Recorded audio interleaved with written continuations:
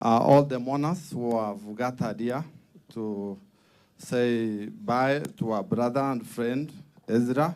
My name is Jared Ongwai, and this is my wife, Isabel Gesare. We knew Ezra immediately after he finished from Kisii University. They came together as former students of Kisii University and formed the choir known as Christ Adoration Ministries under the leadership of others, including Mr. Lamek Aunko. And together with Ezra, we have been able to do several missions and singing to the Lord. Today, it's incredibly hard. There's no way to stand here and talk about Ezra because his story carries so much pain and so much love. Ezra was a husband. Ezra was a father, a man of faith. And his life reminds us how fragile life can be. Today, we are well. Tomorrow, we are not there. Only 2 years ago, after losing his wife, Ellen, Ezra has been taken by cancer. Ellen died while giving birth. At a moment that should have been filled with celebration and joy, but instead brought deep sorrow. And we gathered here in this same field to say bye to Ellen. And now their 2 young children are left without both parents. This reality breaks our hearts. To Ezra and Aaron's parents, take heart, and to our wood choir, which has stood here once again to say bye to Ezra, be comforted. Ezra and Aaron loved God deeply. They worshiped together. They sang together. They prayed together. And many of us remember them singing in the choir.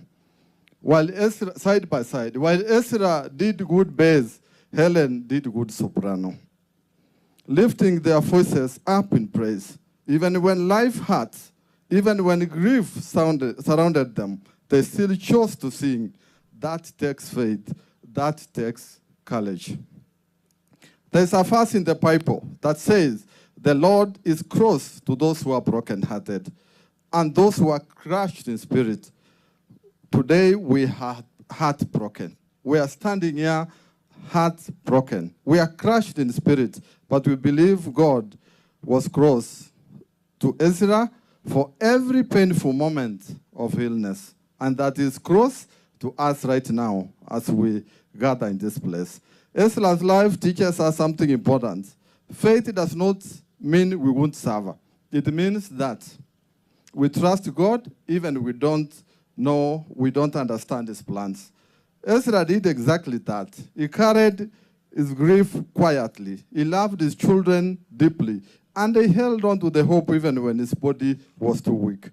Through Ezra's voice is no longer with us. His song is not gone. It lives in his children.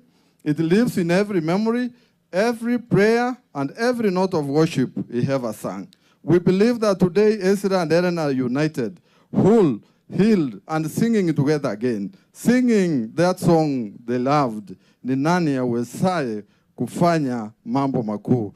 Ni nani awezaye kutuokoa? Asanteni. My husband and I thank God for the privilege he gave us to nurture these young souls.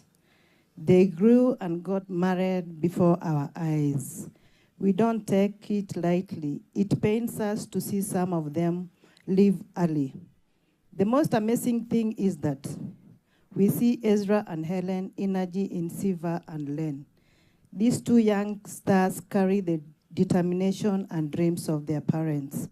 We pray for them even as we witness that God has in store for them. We will miss them. We will love his children by holding on to faith and by carrying forward the song he and Helen sang. May Ezra rest in peace, and may God comfort every heart here today.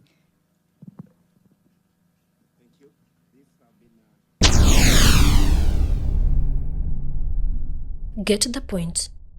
Take a step forward.